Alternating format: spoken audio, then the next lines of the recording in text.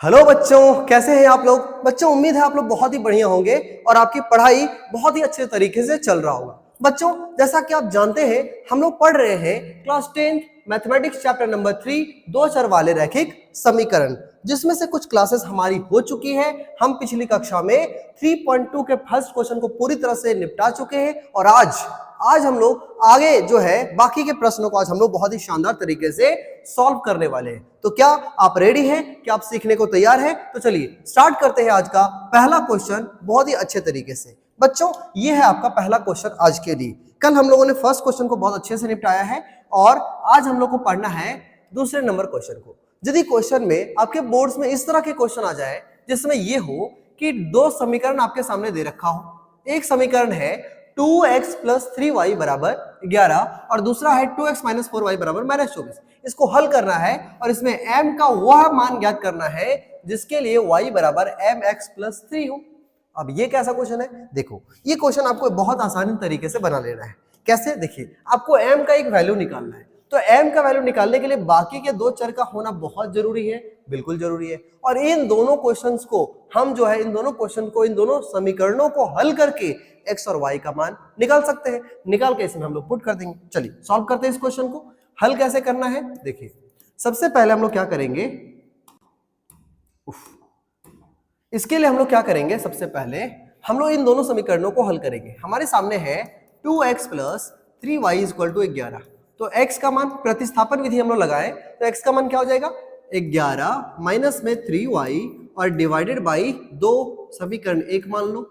और दूसरा हमारे सामने दूसरा समीकरण कौन सा है, तो दूसरा समीकरण है 2x minus 4y is equal to minus का 24। ऐसा है ना। अब क्या करेंगे, समीकरण 2 मान लो। अब क्या करना होगा, समीकरण नंबर 1 को 2 में रखेंगे। हमने सिखा रखा है आपको कि एक चर का वैल्यू निकाल के उसे दूसरे में पुट कर देते हैं, इसी को तो प्रतिस्थापन विधि कहते हैं।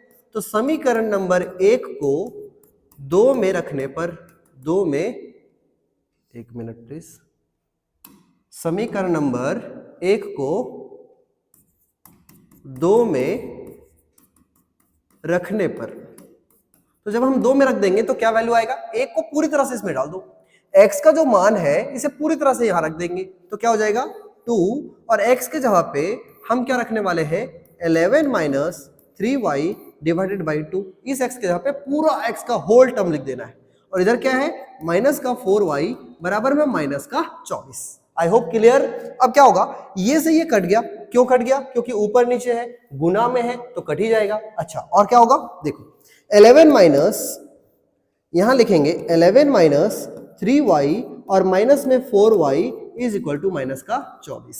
अब क्या होगा, ये माइनस माइनस दोनों में, जो y वाला टर्म है ये दोनों माइनस में है तो दोनों जुड़ करके माइनस में 7y हो जाएगा और ये प्लस का उधर जाएगा तो माइनस में, माइनस का 24 और प्लस का उधर जाएगा तो माइनस में 11 ही बनेगा। चलो, इतना समझ आ गया आपको। अब देखिए, माइनस का 7y is equal to minus 24 और माइनस का 11, ये आपस में ऐड होगा, ये हो जाएगा माइनस का 35। तो माइनस से माइनस कट जाएगा और 7 से 7 बचे 35। तो इस तरह से y का मान जो आ रहा है बच्चों, ये आ रहा है आपका 5। y का मान कितना आ गया 5। अब ये जो y का वैल्यू एक चर हमने निकाल रखा है, इसे समीकरण 1 में इस y के टर्म पे रख देते हैं, तो फिर हमारा वैल्यू क्या बनेगा, समीकरण नंबर 1 में किसका वैल्यू निकाला हमने y, तो y का मान रखने पर, y का मान रखने पर रखो, तो y का मान यदि 5 को हम यहां रख दें तो क्या बनेगा, देखो x बराबर ये बनेगा 11 माइनस 3 इंटू वाई के जहां पे हमको 5 रख देना चाहिए और नीचे में क्या है, नीचे में 2 है। अब देखो x का मान क्या हो जाएगा, 11 माइनस 5 तिहाई 15 बटे में 2। इस तरीके से जो हमारा वैल्यू आ रहा है, ये कितना आ रहा है ध्यान से समझना है। x का मान 11 में से 15 जाएगा तो माइनस का 4 बटे 2 और 2 दूना 4, तो x का मान आ गया माइनस का 2।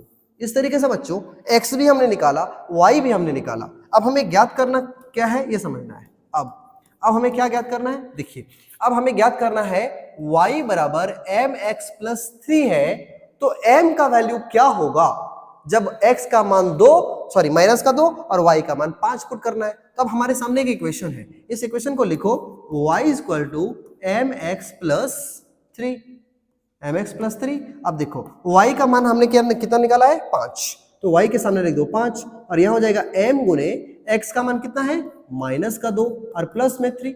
अब समझो क्या कर सकते हैं, प्लस का पहले माइनस में आएगा तो 5 - 3 बराबर में ये गुना होकर के माइनस का 2m बन सकता है क्या? जब आपस में गुना हो रहा है तो माइनस का 2m बन सकता है। अब देखो ये गुना होकर के सॉरी माइनस होकर के 2 बनेगा और इधर यदि हम m को अकेला छोड़ना चाहें तो ये गुना से भागा में कौन सा वैल्यू आएगा, माइनस का 2 आएगा। माइनस को नीचे ना लिख के ऊपर लिखे, ये आपका स्टैंडर्ड फॉर्म होता है लिखने का। तो 2 से 2 काटे तो 1 आएगा। इस तरीके से जो m का वैल्यू है ये आ रहा है आपका माइनस का 1 और यही हमारा होना चाहिए आंसर। क्या हो जाएगा बच्चों आंसर? क्यों? m का ही वैल्यू पूछ रखा है आपको कि m का ऐसा कौन सा वैल्यू होगा इन दोनों समीकरणों को हल करने के बाद। आई होप ये क्वेश्चन आपको बहुत अच्छे से समझ में आ गया होगा। अब हम लोग को आगे बढ़ना है कुछ नए क्वेश्चंस की तरफ। तो हमारा नया क्वेश्चन ये रहा बच्चों। अब यहां से आपको बहुत सावधान हो जाना चाहिए क्योंकि अब आपके सामने लैंग्वेज प्रॉब्लम्स आ रहे हैं और ये सारे प्रॉब्लम्स को आप बहुत आसानी से बना लेंगे यदि आपको बहुत अच्छे से इक्वेशन बनाना आ गया।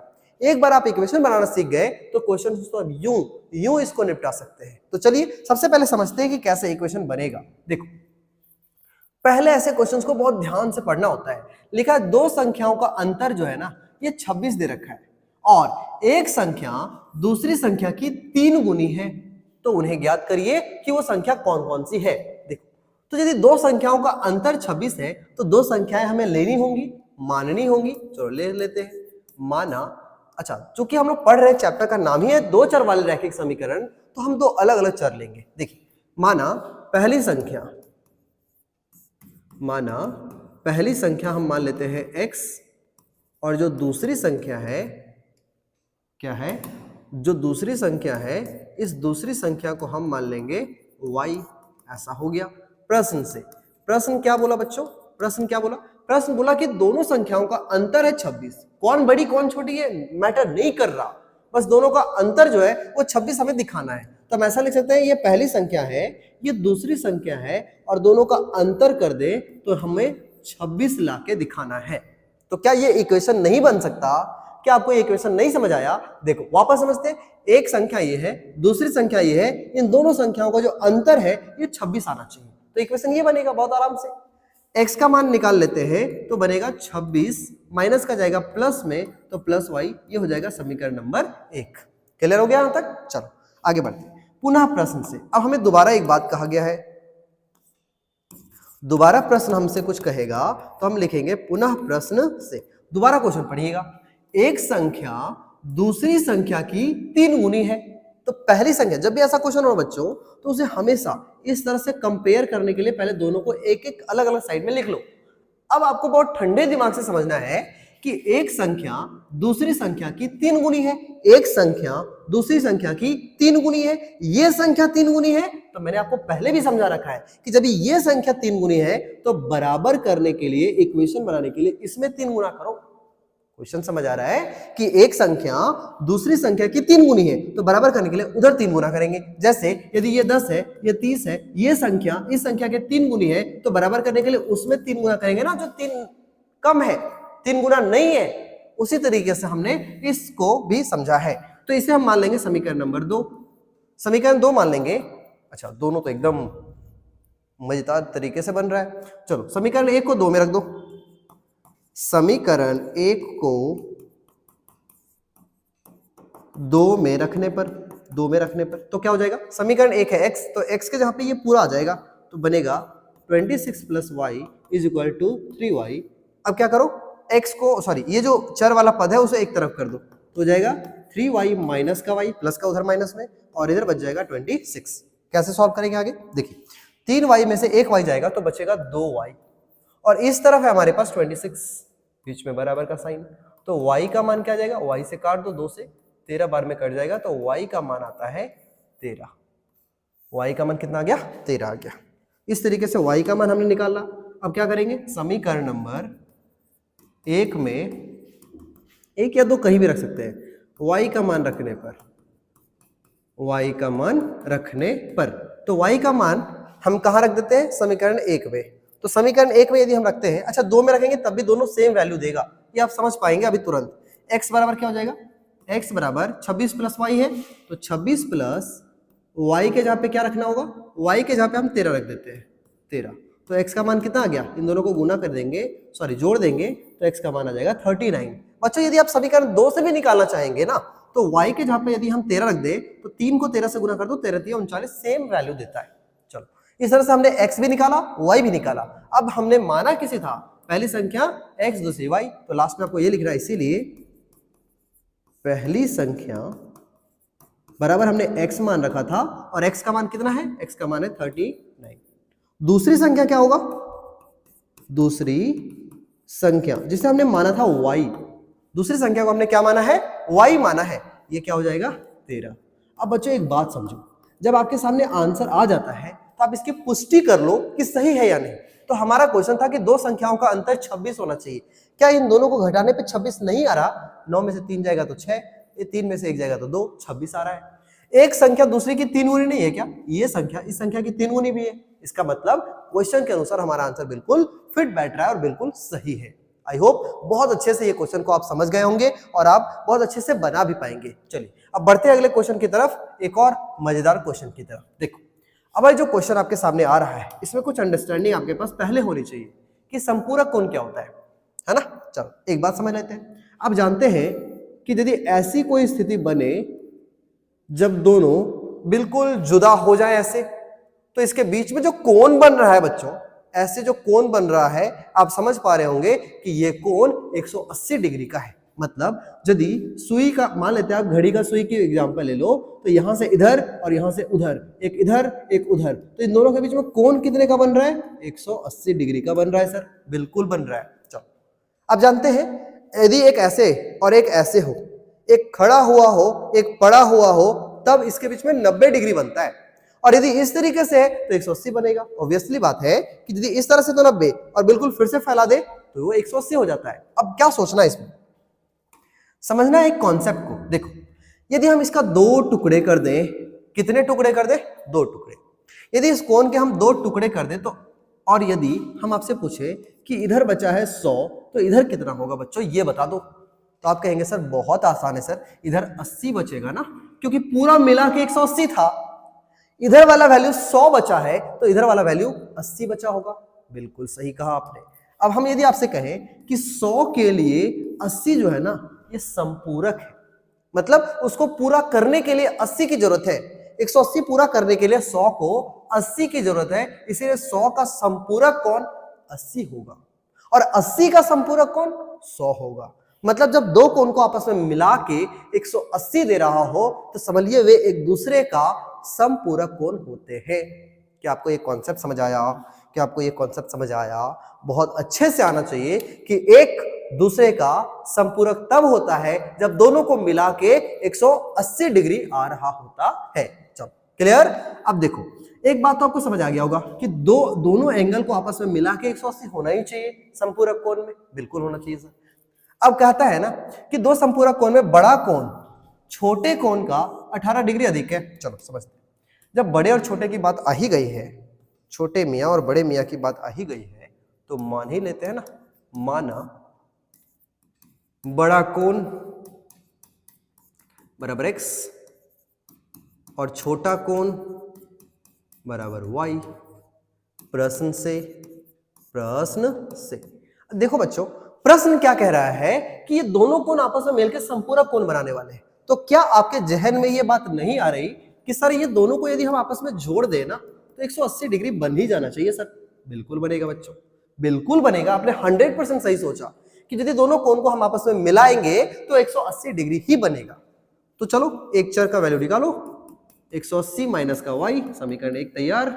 चलो दोबारा करते हैं, पुनः दोबारा क्वेश्चन क्या बोला, ढूंढते हैं दूसरे क्वेश्चन को। बड़ा कोण छोटे कोण से 18 डिग्री अधिक है। बड़ा कोण कौन है, x, छोटा कोण कौन है, y। बड़ा कोण छोटे कोण से 18 डिग्री अधिक है, तो जो अधिक है हम उसमें और थोड़ी ना ऐड करेंगे, जो ऑलरेडी अधिक है उसको छोड़ के दूसरे तरफ ऐड करेंगे ताकि इक्वेशन बराबर हो जाए। समझ आया? पहला इक्वेशन दूसरे से, सॉरी, बड़ा कोण छोटे से 18 डिग्री अधिक है तो बराबर करने के लिए उधर 18 जोड़ देंगे। समीकरण नंबर 2 तैयार। ठीक, करते हैं आगे काम। लिखेंगे समीकरण नंबर 1 को 2 में रखने पर, तो जब 1 को 2 में रखोगे तो x के जगह पे ये पूरा रखना पड़ेगा, x के जगह पे ये पूरा रखना पड़ेगा। तो जब x के जगह पे वो पूरा रखोगे आप, x के जगह पे पूरा रखोगे तो क्या हो जाएगा, x के जगह पे 180 माइनस वाई बराबर x के जगह पे वो आ गया। अब इधर क्या है, y प्लस 18, कैलकुलेट कर दो तो क्या हो जाएगा, ये माइनस उधर कर देते हैं, y प्लस का उधर जाएगा तो सॉरी माइनस का उधर जाएगा तो प्लस में y, और ये इधर आएगा तो 180 प्लस का माइनस में आएगा 18 डिग्री। ठीक है, तो इधर हो जाएगा 2y और यहाँ हो जाएगा 10 में से 8 जाएगा तो 2 और 17 में से 1 जाएगा तो 16, ऐसा बना। तो 2 से यदि काटेंगे, 2 से काटेंगे तो 2 8 16 और 2 एकम 2। इस तरह से y का वैल्यू आपको समझ आ गया होगा कि y का वैल्यू तो आ रहा है सर 81 आ रहा है। हाँ सर बिल्कुल सही बात है, आपने सही कहा कि y का मान 81 आ रहा है। अब कैसे सॉल्व करें, अब हम क्या करेंगे, ये जो y का वैल्यू है इसे 1 में रख देंगे। तो लिखो समीकरण नंबर 1 में y का मान रखने पर, तो समीकरण 1 में y का मान रखो, समीकरण 1 में y का मान रखो। समीकरण 1 में जब y का मान रखेंगे तो क्या हो जाएगा, x बराबर 180 माइनस वाई, 180 माइनस वाई के जगह पे 81 रख देंगे तो x का मान क्या हो जाएगा, 10 में से 1 गया 9, 17 में से 8 चले जाएगा तो भी 9 नहीं, और इस तरीके से x का जो वैल्यू है ये आपका आ गया 99।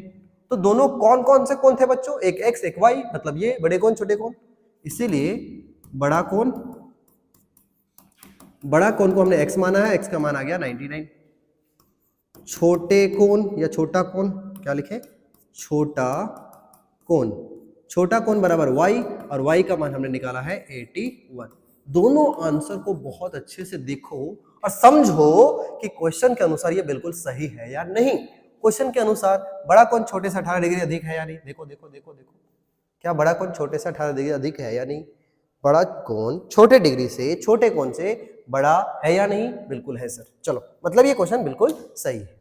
अब ये रहा आपके सामने एक नया चैलेंज, एक नया क्वेश्चन, एक नया शानदार सा क्वेश्चन। एक क्रिकेट टीम का कोच जो है ना, एक क्रिकेट टीम का कोच ने 7 बल्ले और 6 गेंद 3800 में खरीदे, बाद में 3 बल्ले और 5 गेंद को 1750 में खरीदा, तो प्रत्येक बल्ले और प्रत्येक गेंद का मूल्य ज्ञात करना है। हल करते हैं, जल्दी से हल करो, चलो हल करो। चलो लिखेंगे एक बल्ले का कीमत, एक बल्ले का मूल्य ही लिखो, चलो मूल्य, एक बल्ले का मूल्य x मान लेते हैं और एक गेंद है ना, हाँ एक गेंद का मूल्य, एक गेंद का मूल्य क्या हो जाएगा, ये हो जाएगा y। प्रश्न से, प्रश्न क्या बोला, बहुत आसान सा क्वेश्चन है। 7 बल्ले और 6 गेंद है तो एक बल्ले का कीमत यदि x है तो 7 बल्ले का हो जाएगा 7x, एक गेंद का कीमत y है तो 6 गेंद का y हो जाएगा 6y। और इस तरीके से 7 बल्ले 6 गेंदों का जो कीमत है टोटल जोड़ के ये आपका आता है 3800। और ये है आपका सबसे फर्स्ट इक्वेशन। और सबसे पहला इक्वेशन में हम लोग को एक चर निकालना होता है, तो ये आ जाएगा 3800 माइनस में 6y और बट्टे में ये 7 नीचे आ जाएगा। तो ये जो पूरा है ये आपका बन जाएगा समीकरण नंबर 1। ठीक है ना। चलो दूसरा इक्वेशन कैसे निकलेगा, पुनः प्रश्न से। दोबारा आपको प्रश्न की बात सुननी होगी। प्रश्न आपसे क्या कहता है, कहता है 3 बल्ले हैं 5 गेंदें हैं, मतलब समझ आ गया होगा कि 5x 3 बल्ले है ना, तो 3x plus 5y is equal to 1750। ये आपका वैल्यू बनेगा इक्वेशन नंबर 2 के लिए। अब क्या करोगे, करो समीकरण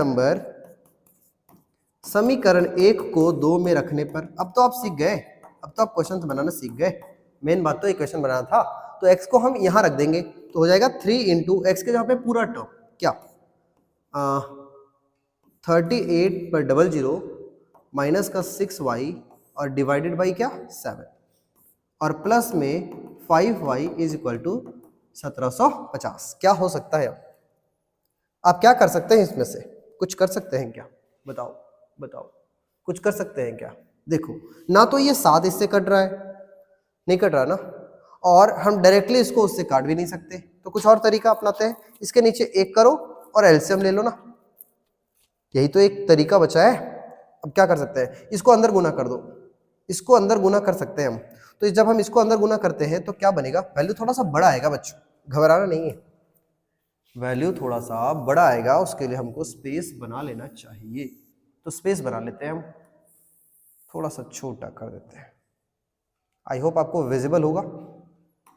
हाँ, तो क्या आया है, ये जो 7 है ये नीचे 1 कर दे तो हमारा जो एलसीएम है ये आ जाता है 7, ठीक है ना। ये अंदर तो गुना ही होगा, तो ये आ जाएगा कितना, अच्छा ऐसे ही लिख देते हैं अभी, 3800 गुने 3 और माइनस 3 छक 6 दिया 18y और प्लस प्लस प्लस, ध्यान देना 7 से डिवाइड करते हैं तो ऊपर तो 1 ही आना था, ये बस गुना हुआ है ना, ये इसमें तो हम 1 ही गुना किए, इसके नीचे 1 है, 1 को 7 से भागा देंगे 7 आएगा, 7 ऊपर गुना होगा तो 7 बचे 35y बन जाएगा और बराबर के उधर 1750, ये वैल्यू आ रहा है, बड़ा बड़ा वैल्यू आ रहा है। चलो ये प्लस में है ये माइनस में है, इन दोनों को यदि हम आपस में कैलकुलेट करें तो 35 में से 18 घट जाएगा और 35 में से यदि 18 घट जाएगा तो मेरे ख्याल से यहाँ 17y बच रहा है। क्या बच रहा है, 17y प्लस में बचेगा क्योंकि बड़ा का वैल्यू प्लस में है, और ये जो भागा में यहाँ गुना कर दो, चलो अब गुना कर ही देते हैं ना, चलो गुना कर ही देते हैं। हाँ, तो क्या होगा, 7 को यहाँ गुना कर दो तो इधर क्या बच रहा है, अभी हम इसको छोड़ रहे हैं, अभी टेंशन ना लेना है, ये यहाँ गुना कर दो तो क्या हो जाएगा, 7 को 0 से गुना करेंगे तो 0 ही आएगा ना, 7 पचे 35 के 5 हाथ में 3 आएगा, अच्छा 7 को 7 से गुना करो 7 7 49 और 3 52, हाथ में 5 आया, 7 एकम 7 और 5 12 आ गया, ओ माय गॉड बहुत बड़ा वैल्यू है, चलो कोई बात नहीं। अब इसको उधर गुना कर, ये देखो ये जो प्लस में वैल्यू है वो उधर जाएगा तो माइनस में बनेगा, 12250 आया ना। अब हम क्या करेंगे, देखो 0 0 तो आएगा ही आएगा, 8 तिहाई 24 का 4 हाथ में 2 और 3 तिया 9 और 2 11, ये आया 11400। अब कुछ नहीं करना, काम तो हो गया आधा, क्या करना है, घटा दो, 0 0 0, 5 में 0 गया 5, यहाँ बचा है आपके सामने 2, तो 12 में से 4 जाएगा तो बच जाएगा 8, यहाँ बचेगा 11, 11 में से खत्म हो गया, काम खत्म, समझ आ गया। 17 से काट देते हैं, 17 पचे 85 पर 1 0, मतलब y का मान आ रहा है आपके सामने 50। बच्चों इसे आसानी तरीके से आप इधर से भी कहीं से बना सकते हैं, फिलहाल मेरे दिमाग में ये नहीं आ रहा कि हम कहाँ से बनाएं, लेकिन आप इसको और आसान तरीके से कैलकुलेट कर सकते हैं, अपने तरीके से भी कर सकते हैं, कोई जरूरी नहीं है कि आपको यही कैलकुलेशन का तरीका अपनाना है, आप खुद से भी कुछ अलग तरीका भी आपके पास हो तो उसे आप पहले कर सकते हैं। देखिए अब क्या करना है, हालांकि ये गलत नहीं है, ये बिल्कुल सही है, इसमें आपको घबराने की जरूरत नहीं है। समीकरण नंबर 1 में y का मान रखने पर, तो यदि समीकरण 1 में रख दे तो x का मान क्या आ जाएगा, x बराबर हो जाएगा 3800 माइनस 6y, 6 इंटू वाई का मान 50 divided by what, divided by 7, तो क्या हो जाएगा x का मान 3800 माइनस 6 बचे 300 और बट्टे में 7, तो घटाने के बाद आ जाना चाहिए था 3500 बट्टे में 7, 7 बचे 35, तो ये तो आ गया बड़ा वैल्यू, x का मान आ गया 500, कितना आ गया 500। क्या समझ आया, क्या समझ आया, कुछ तो आया होगा, समझ ये आया सर कि x हमने माना है एक बल्ले का मूल्य वो है 500 और y हमने माना है एक गेंद का मूल्य वो है 50 रुपया, बिल्कुल सिंपल सा लॉजिक। चलो लिखते हैं, क्या लिखेंगे, इसीलिए एक, क्या हो रहा है, 1 मिनट प्लीज, एक बल्ले का मूल्य जिसे हमने x माना था, ये x हम लिख देंगे 500 रुपया, और एक गेंद का मूल्य जिसे हमने मान रखा था y, इसे हम लिख लेंगे 50। ये हो गया आपका सही आंसर। चलो आई होप क्लियर हो गया वो क्वेश्चन, बहुत आसान है, इक्वेशन बनाना सबसे टफ नहीं कहेंगे, आपको लॉजिक लगाना है तो सिर्फ इक्वेशन बनाने, बाकी तो कैलकुलेशन से जो आप बहुत आसानी से कर सकते हैं।